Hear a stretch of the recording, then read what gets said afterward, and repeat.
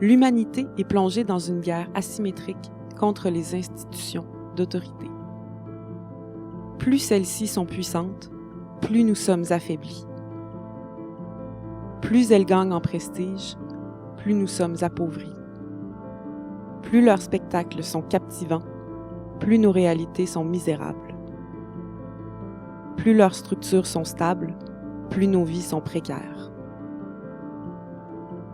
Le problème n'est pas tant la figure d'autorité que l'institution qu'elle représente. Peu importe qui tient les rênes, elles reproduisent les mêmes outrages ordinaires, les mêmes abus de pouvoir. Le chef n'est pas défectueux, il ne fait que jouer son rôle. Aucune réforme isolée ne pourra changer cela. Il nous faut tout repenser selon une autre logique. Tout transformer, partout. Une guerre qui se prolonge devient invisible. Nous ne voyons plus à quel point nos sociétés sont militarisées. Les frontières, les contrôles de sécurité, les hiérarchies et les sanctions disciplinaires. Privés du pouvoir de déterminer nos vies, nous subissons l'autorité.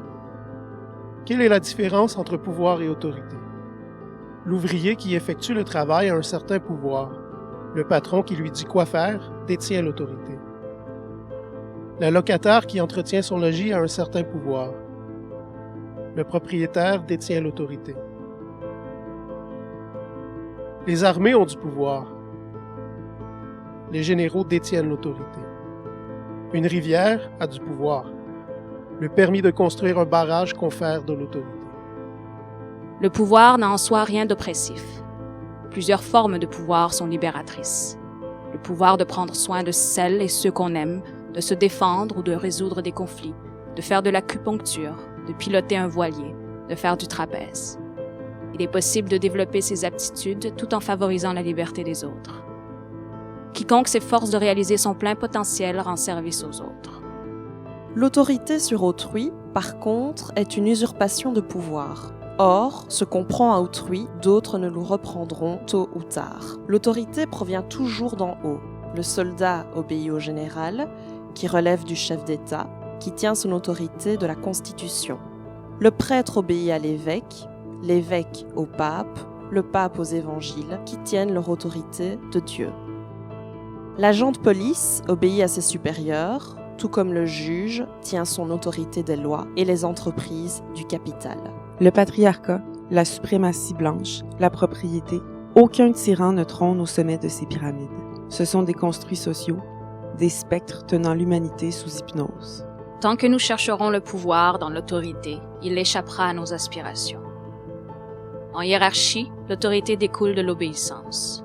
Le pouvoir et l'autorité sont tellement imbriqués qu'il devient presque impossible de le distinguer. Et pourtant, sans liberté, le pouvoir n'a aucune valeur. En l'absence d'autorité, nous sommes incités à régler nos conflits, à gagner la confiance des autres. La confiance place le pouvoir dans les mains de qui la donne et non de qui la reçoit. Et les rapports fondés sur la confiance sont plus souvent mutuellement avantageux. Qui a gagné la confiance n'a que faire de l'autorité. Qui n'est pas digne de confiance ne mérite pas l'autorité. Et pourtant, à qui a-t-on moins confiance qu'aux politiciens, aux chefs d'entreprise, à la police?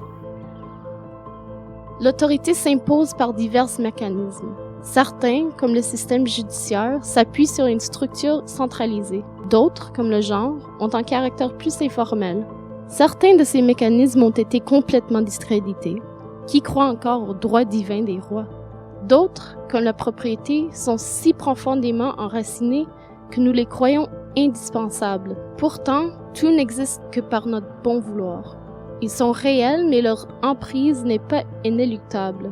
La classe des dirigeants et des propriétaires exploiteurs n'est pas plus naturelle, nécessaire ou salutaire que celle des empereurs. Ce n'est pas une question d'équité. Tant que le pouvoir sera concentré dans ces mécanismes, la plupart d'entre nous y perdront.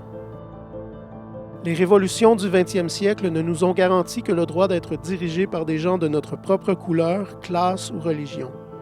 Le défi est de créer des espaces où personne ne peut s'arroger du pouvoir aux dépens des autres. Comment reprendre la maîtrise de nos vies? Les gouvernements nous promettent des droits, mais ils restreignent nos libertés. S'ils ont le pouvoir de donner, ils ont aussi le pouvoir de reprendre. Les marchés nous incitent à duper les autres et poussent les autres à nous duper. Le seul moyen de protéger ce qui nous est cher, c'est de tisser des réseaux d'entraide non hiérarchiques capables de se défendre. Abolir l'État, ce n'est pas abandonner les pauvres. C'est cultiver l'entraide plutôt que la bureaucratie. Abolir la propriété, ce n'est pas perdre nos biens. C'est faire en sorte qu'aucun shérif ni aucun crache-boursier ne pourra nous arracher ce dont nous avons besoin. Sans les lois sur la propriété imposées par l'État, nos rapports aux biens matériels seraient déterminés par nos rapports les uns avec les autres. Aujourd'hui, c'est l'inverse qui prévaut. Nos rapports avec les autres sont déterminés par nos rapports aux biens.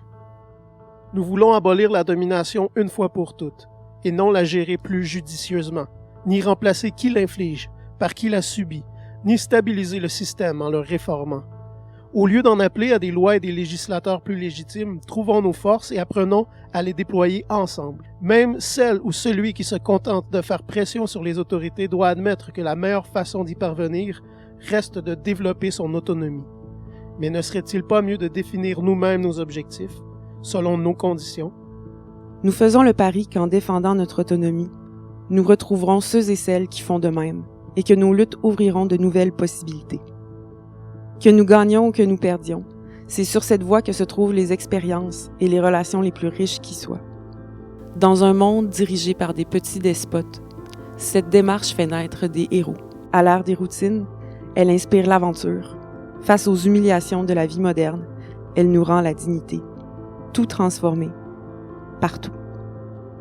Si tu es d'accord avec l'une ou l'autre de ces idées, il se peut que tu sois anarchiste.